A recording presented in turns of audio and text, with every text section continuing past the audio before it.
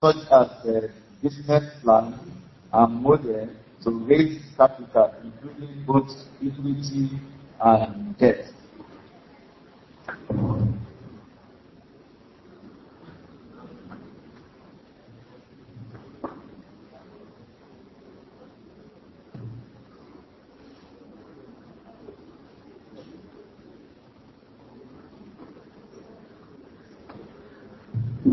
Well, the question is not there.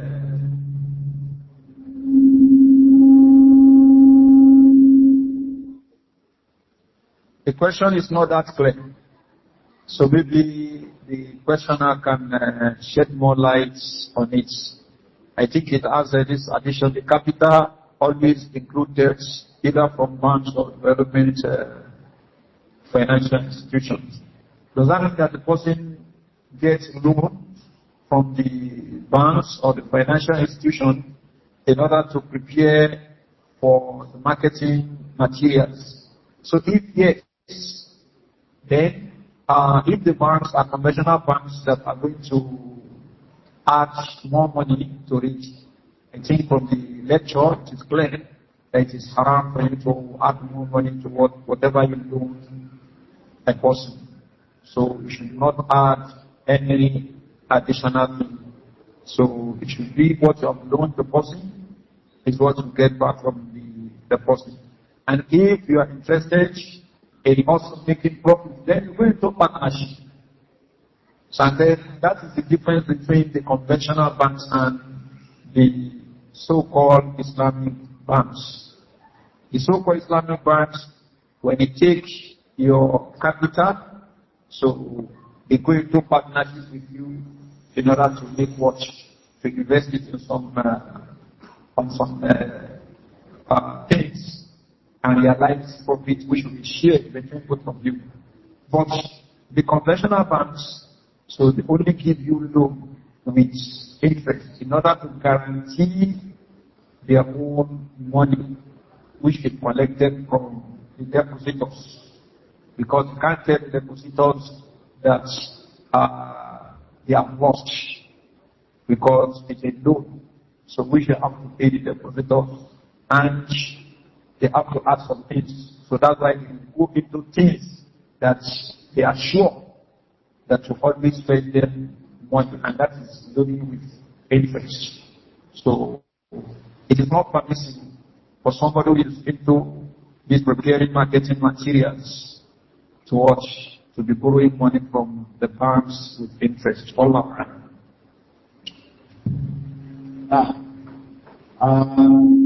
What is the Islamic solution to high value of money? That is inflation. When a person gets 1 million naira, for instance, in 2022, for instance, the value of the money has declined, and the other the next money to items that does not fluctuate too much, like dollar.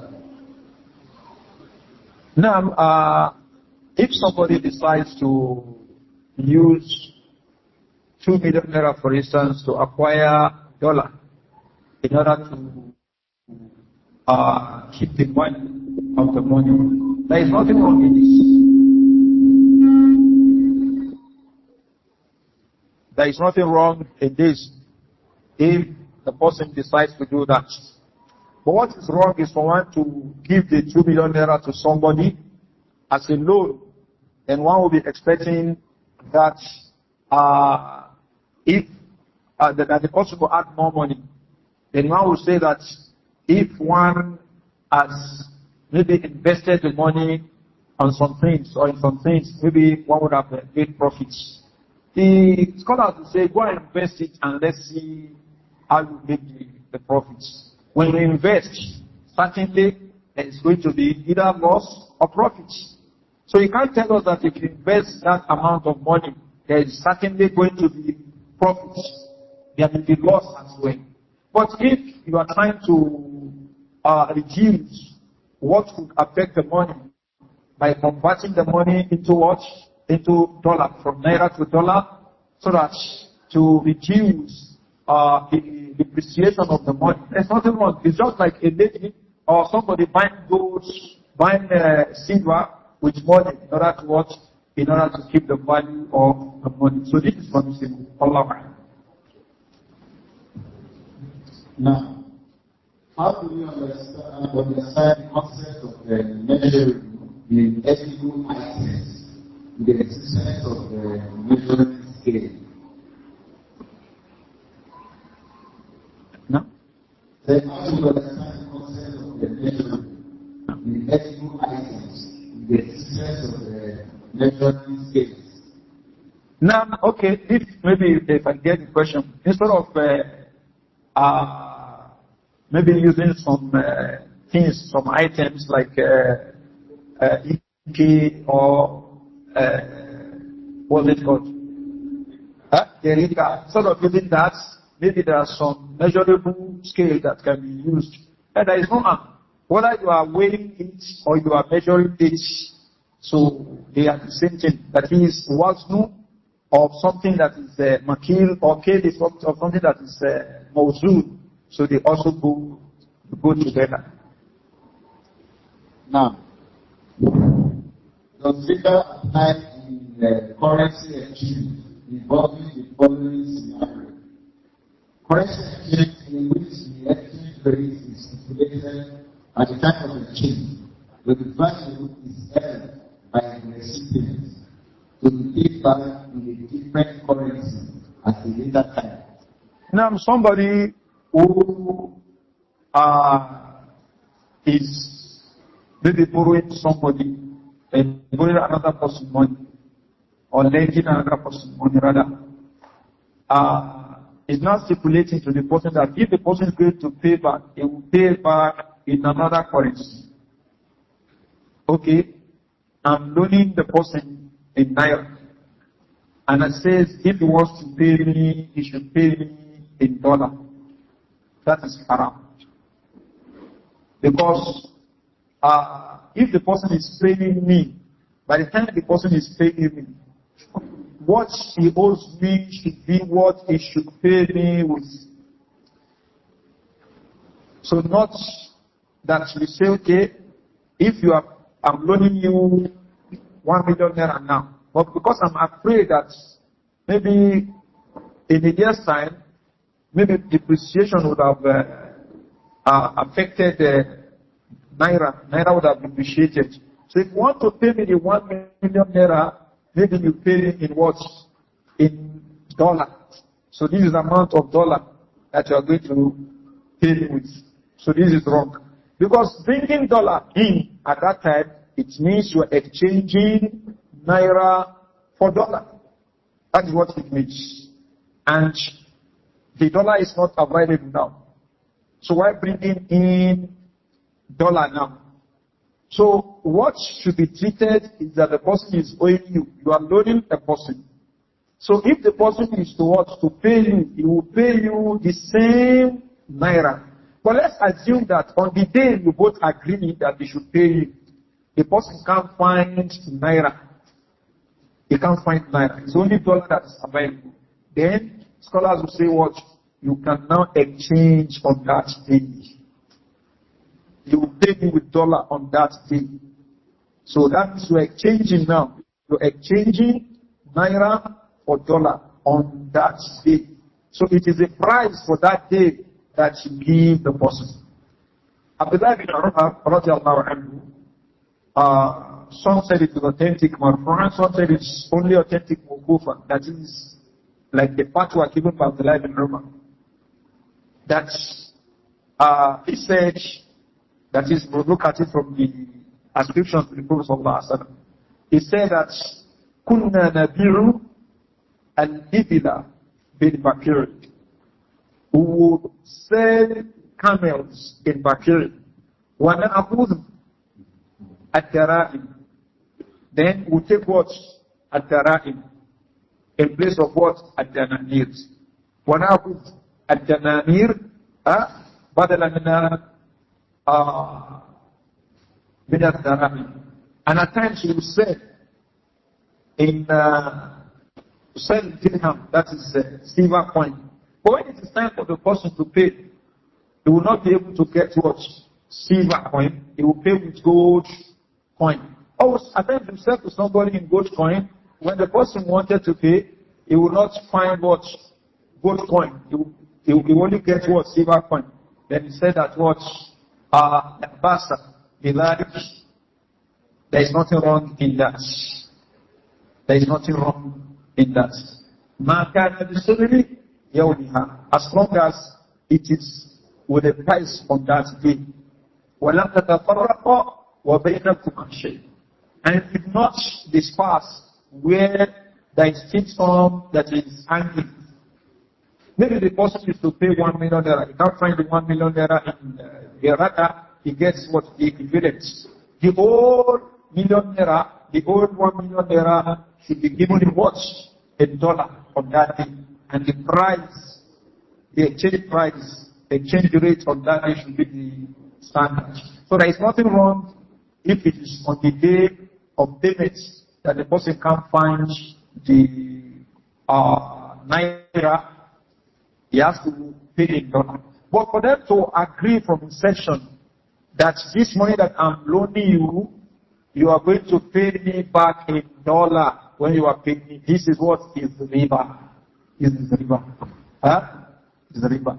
So they shouldn't have that agreement. So Allah. Now, there are businesses collaboration where you invest in a little business and you share a fixed profit weekly or monthly and no cross for losses. Now, as I mentioned, that when you say you are investing in something, it is the risk. There can be profit, there can be what? Loss. If somebody asks you to come and invest in a particular business and it guarantees you profit, what he has done, he has treated you as a lender. Are you with me? Somebody says, come and invest in this particular business, and there is guaranteed profit. What he has done is that what he has treated you as a lender. And we know that the ruling in Islam is that a lender must not get more than the amount that he has lent the borrower. Why? Have I said that he has treated you as a lender? If I lend you money now, I lend you $1 million, and you go home, maybe you just keep it on your couch when you get home, say, let me go and urinate. By the time you come back, somebody has snatched the money. Can you come to me to tell me that the money you lent me, this is what happened to eat rather, so I am not going to pay back the money? That's none of my business. So you have to pay me my money, unless if I want to pardon you. Because sometimes it's an act of kindness. It's not something I'm going to make any tangible profit from. So, but when it comes to the issue of business, I'm going to make profit in that. So there is a difference between the two. So when somebody now treats you as a lender, you are not supposed to watch to make profits. I don't know if you get the analogy. Somebody is guaranteeing the money that you are giving to him in the name of investment. And he's telling you that what your capital, your principal is safe. So what is telling you that what the money you have lent me is safe. So with that, you should not be expecting any what profit on that thing, because he has treated you as a lender. But if he treats you as an investor, so you should be expecting either what? Profit or what? Loss. But a lot of people who say they are investing people's money, they will not want to tell you this aspect of loss. They only tell you you can make so and so profit. And that is what, to be frank and to be honest with them, that is what we want to hear too.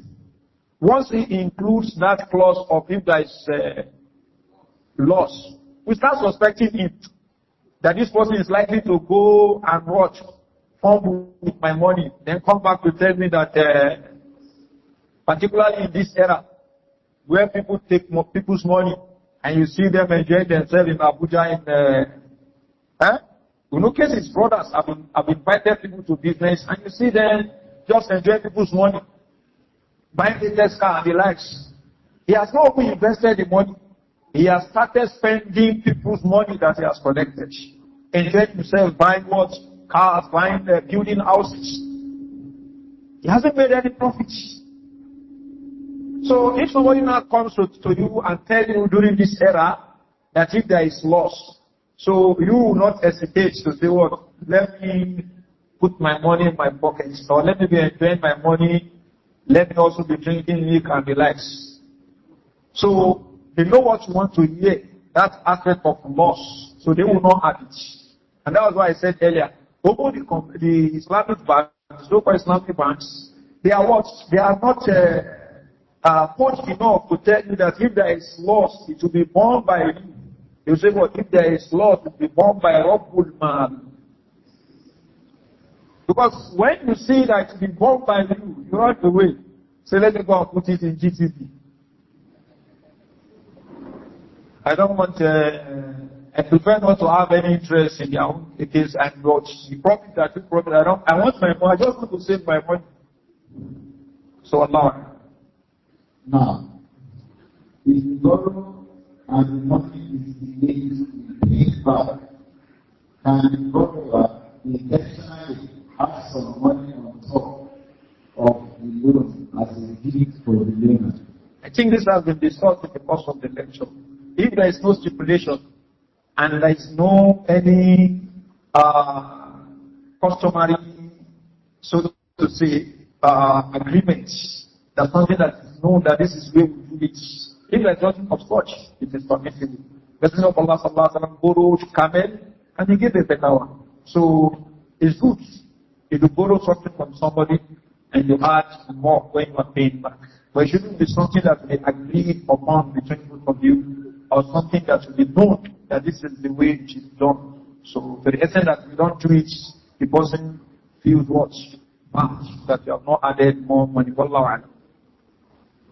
Now, Islamic Bank is helping you to buy the property and adding their profits at 30%.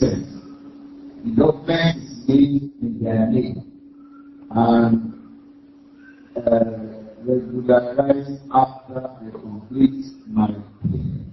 Hope this is not legal. Now, if they are going to buy the property, they take possession of the property, they pay for the property, they take possession of it, then they sell it to you. This is permissible. This is called Be'ul Murabaha in Amiri Bishira. You are intended in a commodity. You go to the Islamic bank. You tell them you are interested in this particular thing. Because of you, they go and buy it. They pay for it. They take possession of it. Then they now seal the contract with you. This is permissible according to the resolution of the Fiqh academies.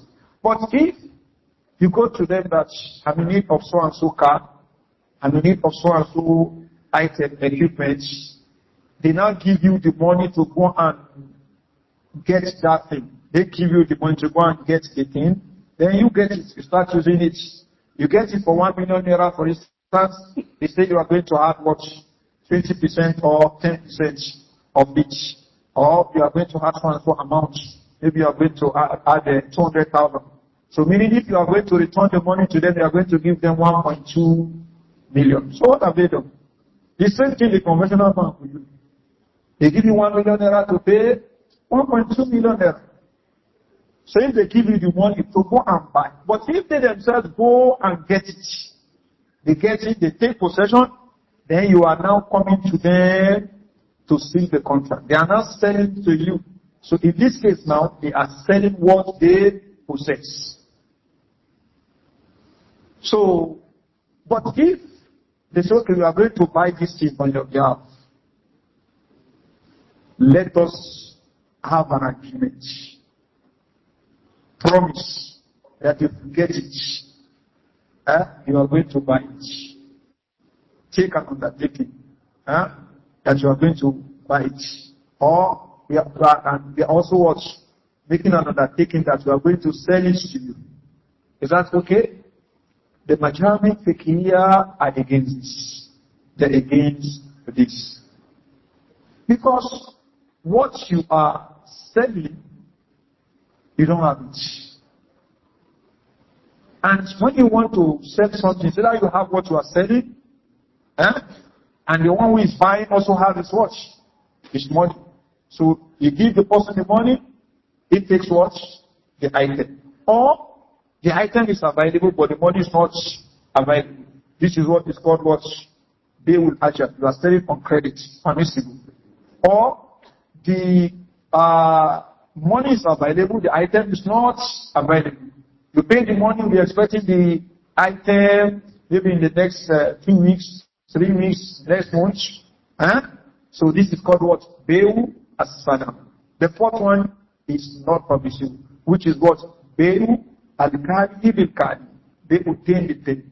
No item, no money. And we are what? We are having a contract. Sealing a contract. Where's the item? No item. Where's money? No money. So this is what? You are selling a debt for debt. You are selling what? Debt for debt. So this is what is haram. This is not permissible. So, but if one of them say, okay, I'm making it binding on myself to buy it when you bring it. One of the two parties. The other party is not making that promise. Is that permissible? Some scholars say this is permissible. Some scholars say what? This is permissible. If it is one of the two parties that is making a binding promise, not the two parties. So, which means that what? If they bring it, maybe the seller, for example, decide that I don't want to sell it to you again. I've seen a better buyer. So, or maybe it is the buyer that says, sorry, when I thought about that thing very well, I feel I should not watch, buy it again. So, it will be painful. That because of you, I bought that thing. So, yes, some scholars said there should be something that is called what? Ash-Shaykh. That the person that is interested in buying it should put something down before the seller goes to buy that thing. So that when he declines, what the person has maybe suffered, to say, is to take it from that thing. But this, most scholars do not support this. But some of those who work for the so-called Islamic banks, so they will give you the fatwa of this. You should know where the scholars, where they are coming from. See somebody telling you that what you can do that, this mutual binding promise and things like that. There are some so-called Islamic banks that work with such things. And there are scholars who are working for them, who always say what will favor them most of the time. But when you look critically, maybe at the majority here, the big academies, either that under OIC or that under Muslim World League or Lajna Daima and things like that. So they may not support some of these things that the Sharia body working under the so-called Islamic banks to support. So, and that's why I'm always using the word the so-called Islamic banks. Why? There are some of their products that are not in line with even what the big academies are upon. Not to talk about other great scholars that you all know, that are great scholars of Sunnah. So, but there's people who are here to just rubber stamp whatever the so-called Islamic banks are doing. And you see today, maybe the GTB, an access bank or so, they have Islamic wing. Those people, are they really interested in Islam? No. They want you to what? To patronize them. So they look for people that we watch, always rubber stamp watch, the watch, It's not only in Nigeria, it's happening outside the world, Nigeria, too. That a lot of scholars are complaining. But some are okay. Some are okay that are always trying to be Sharia compliant. So Allah. Now, is it considered legal if I collect goods from someone and we both have an agreement that I will pay later, maybe after selling the goods? If I sell the goods to people, is it legal or do I need to tell people that I collected it from credit? Now, if you take the goods from somebody on credit, it has become yours. The goods you take from somebody on credit has become yours. If you like, you give it out freely. If you like, you sell it. So yours is just to pay the person that you have collected the goods from you on credit. So it has no connection with what? With riba. Now there is what people do that is called Be'ut Tasrif. Be'ut Tasrif. This is where you approach somebody, you collect the goods, and you say, and if you are able to finish it or finish them, you return whatever is left to the watch, to the manufacturer, the producer. So is that okay? This some scholars consider to be watch, to be to be something that is not permissible. Some scholars say no, if the producer or the manufacturer does not have problem with what collecting it back, there is no harm. So, and I think Wallahu A'lam, this is the way their opinion. Now, if I let someone money or an item and he reports or gives to me, and I see that item he possesses and he said to get my money back. Now, these scholars are differ on it. Some of the scholars, they say this is permissible. And this is called what? Ad-Dhafar. Ad-Dhafar from Dhafira Yadfaru is to watch, to get something. So Ad-Dhafar is somebody that is, when somebody is owing you and the person is refusing to pay, and you know that the person has, but he doesn't want to pay, then you now get hold of an item of his that is what he has, what he's owing you, then you can take it. You can take it. So some scholars have this opinion. Some said no, unless if that thing is something that is known, very known, that is a very clear matter. The reason they said no is so that somebody will not be duping people or committing evil. When it's now caught, he will say it's because the person is owing him. But when people know that this person is actually owing him, so then his item is found with him. So there will be a justification for that item that is found with him. So he will not be accused of what? Stealing. I hope it is clear. Huh? But if it's something that is just between you and him, and you take his item, you see it, how are we sure that what you have not stolen it? When it's something that is known, that people are aware of that. So before you can be accused of having stolen his item, they know that he is actually owing you truth. So in a situation like this, it's permissible. Then some scholars say it is not permissible. The Messenger of Allah sallallahu alaihi wasallam has said, وَلَا تَكُنْ مَنْ خَانَكَ. Whoever betrays you, don't betray the person. So what he's doing is wrong. The fact that you have what access to his item doesn't mean what you should also betray him. For Allah, I think the second opinion is weightier. That this is something that is known to people, that is owing you. So when you take his item, there will be justification for what you have done.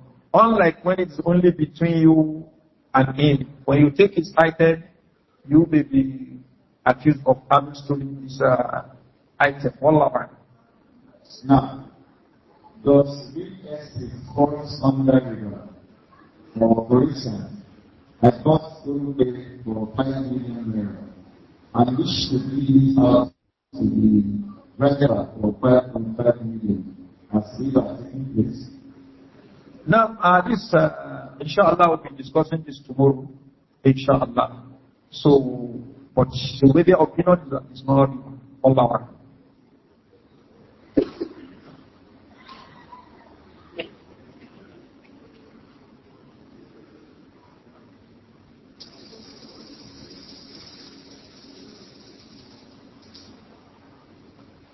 Now, can I keep old phone for a later version? Yes, you can do that. Phone is not a riba item. Or does it fall under what you have mentioned? Does it fall under what you have mentioned? So you can exchange one phone for 4 phones. The Messenger of Allah sallallahu alaihi wasallam exchanged 2 camels.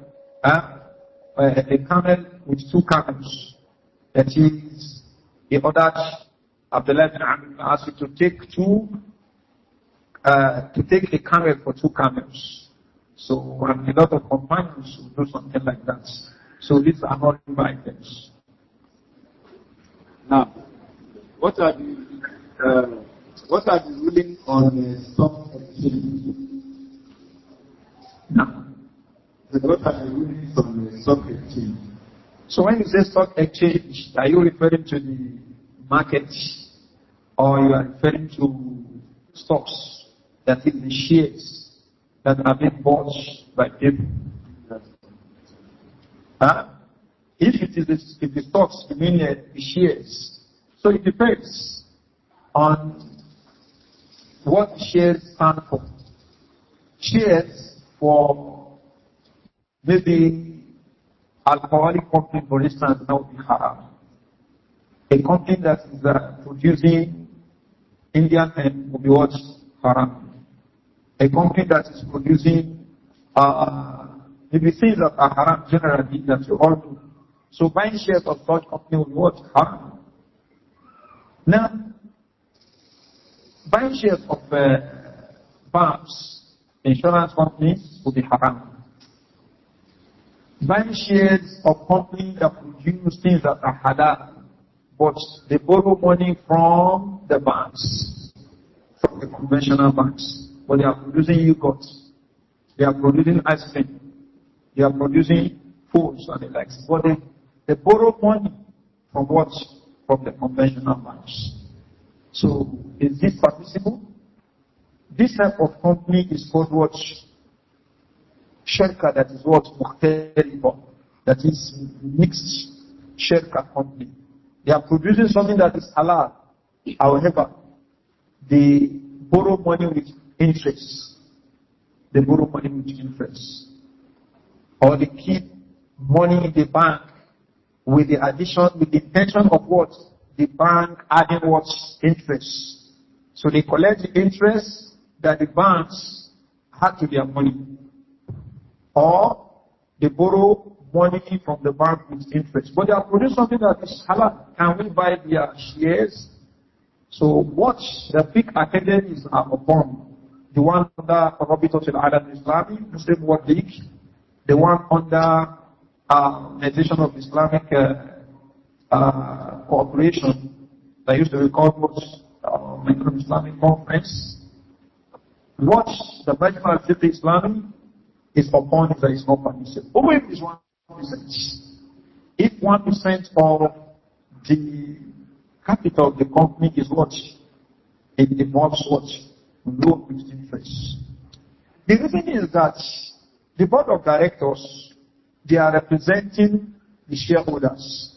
Anything the board of directors does is the shareholders that are doing it. So if you are as a person, it is not permissible for you to get loan with interest.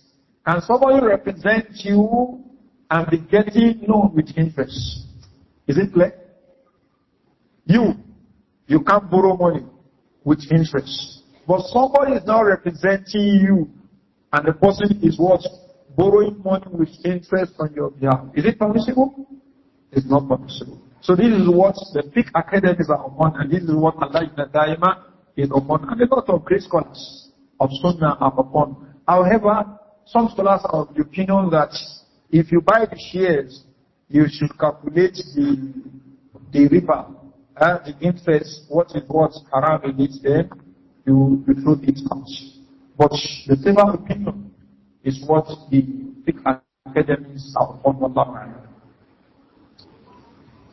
Now, if I brought someone $100, but to do that, I have to convert my naira, let's say 100,000.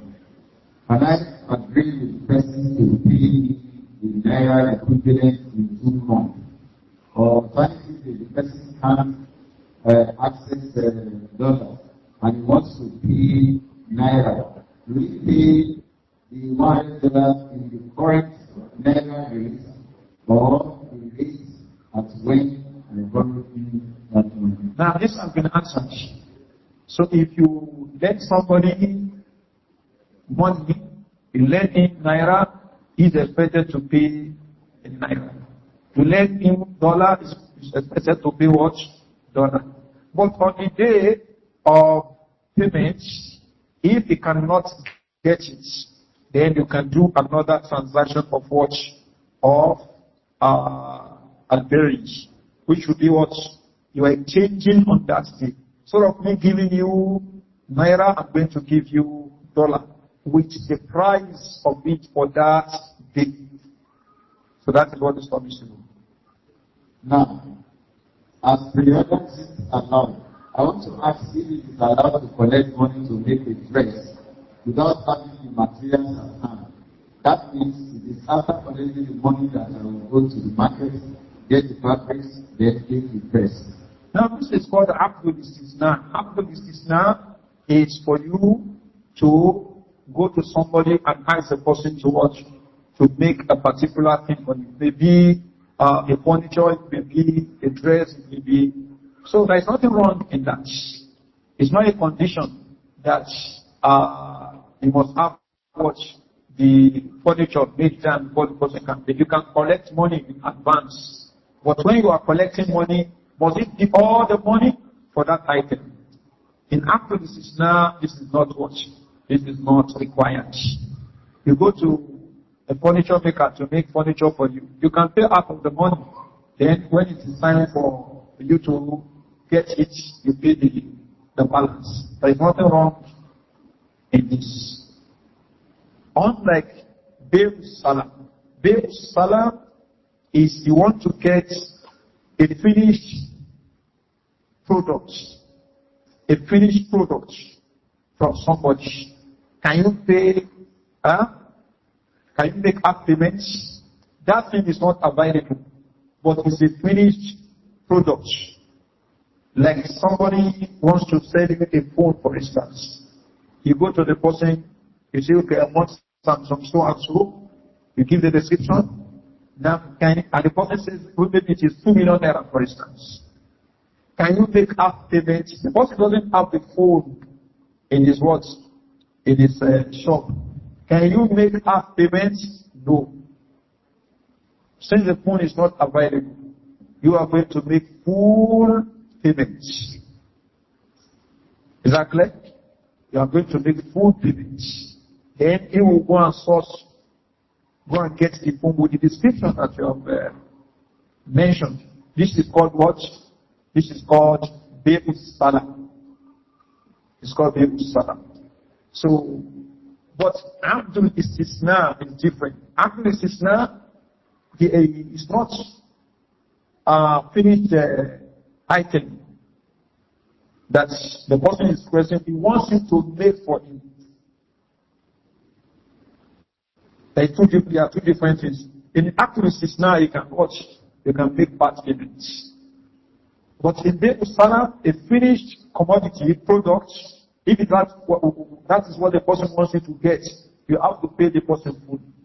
Like the furniture I mentioned, for instance, maybe somebody can get me a cushion chair, a set of cushion chair. It's not the one to make it.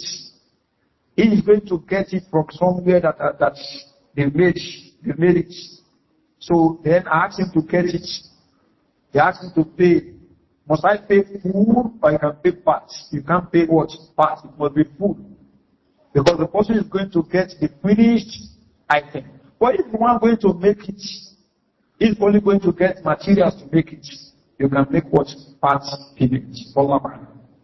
Now, does the profit made from points of sale, that is COS business, not fall into riba profit?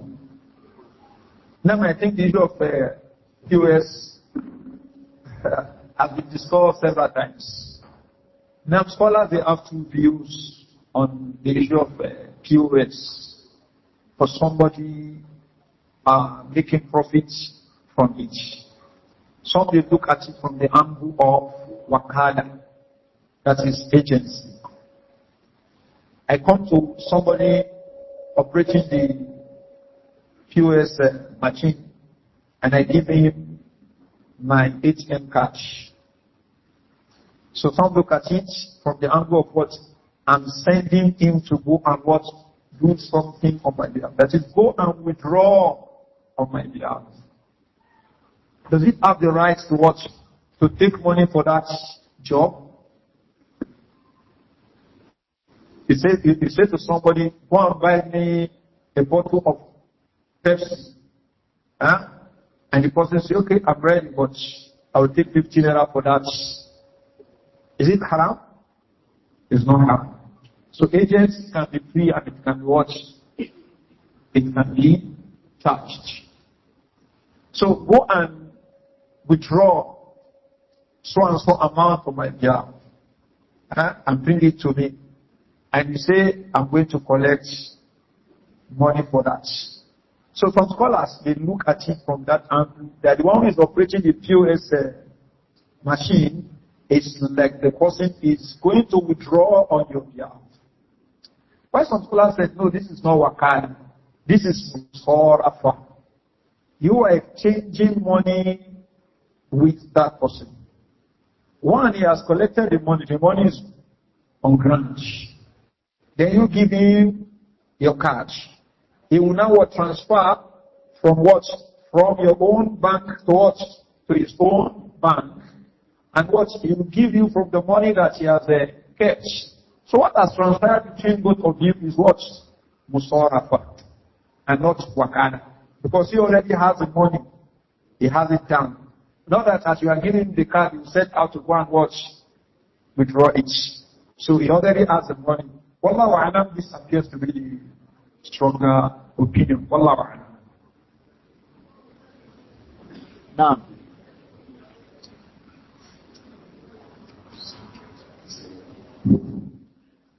Now, these two questions, I think they are seriously. The act of buying to pay small within payments compared to when you intend to pay immediately. This for easy buy. Is this a work of riba? If yes, under what category of riba is this classified? There is no question. My friend is a car. He does not have the money. I have the money. But does not sell cars. Can I buy the car without prior agreement and sell it to me in installments at a higher price? Now, inshallah, this will be discussed tomorrow, inshallah. I think some of the topics will address the questions. Now, we take two more questions. At least all the questions saying they are relevant, and we can see the answer at different times during the program, inshallah.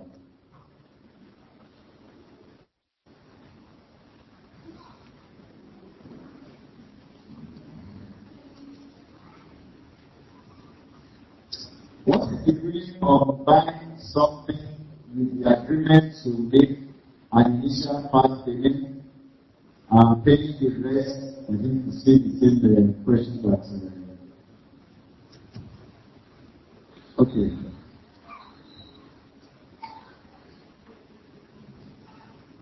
Now, when saving or investing in an Islamic bank and it is being used for business, are we not meant to know about the business it is being used for as an investor? Now, this is a very good question. As I said earlier, most of us, the reason put our money in the banks is what? To keep our money. We don't want to keep it at home so that it will not be stolen or will not be attacked by the armed robbers and the likes. So we are not really after maybe the profit of the Islamic banks or not. We are not really after that. That is what most people are after. But if they say there is a bank that will trade with your money and give you benefits, one will be happy to also hear this. But if you are trying to do this, if this is the reason why you are putting your money in an Islamic bank, you ought to know what they are doing with your money. This is important. Because they may be investing your money in some things that you do not believe are permissible. We have mentioned some products now that they will invest in. That even the big academies under Rabitatul Alam Islami and under the Organization of Islamic Conference, not to talk of Lajna Daima, not to talk of individual scholars, great scholars of Sunnah, Al-Albani, Ibn Baz, Uthaymeen, that they do not support. So and that's why you see some people, they try to bully people that, oh, you are talking about what you do not know. As if those big academies are not for that. As if those great scholars are living in the moon. And these are people who are talking about the religious matter. But when some so-called Islamic banks, when they have some more Sharia, whatever, that are always doing what they want, they say, okay, these are the experts in those fields. As if the other scholars are not Muslims. As if they do not know the ahkam of what? Al-Biru. So it is important that you know what they are investing your money in. So not that you'll be running from one river and you'll be falling into another river. Somebody said that, in the West, is that what they are criticizing is what they are also doing in this so-called Islamic banks. What they are criticizing us for is what they are also doing here.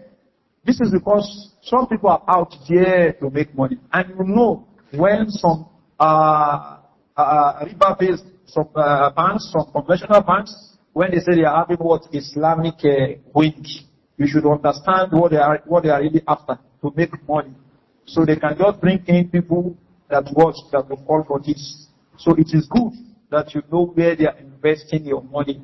Is it something that is halal or is something that is what haram? This is very, very important. Wallahu a'lam. سبحانك اللهم وبحمدك أشهد أن لا إله إلا أنت أستغفرك وأتوب إليك.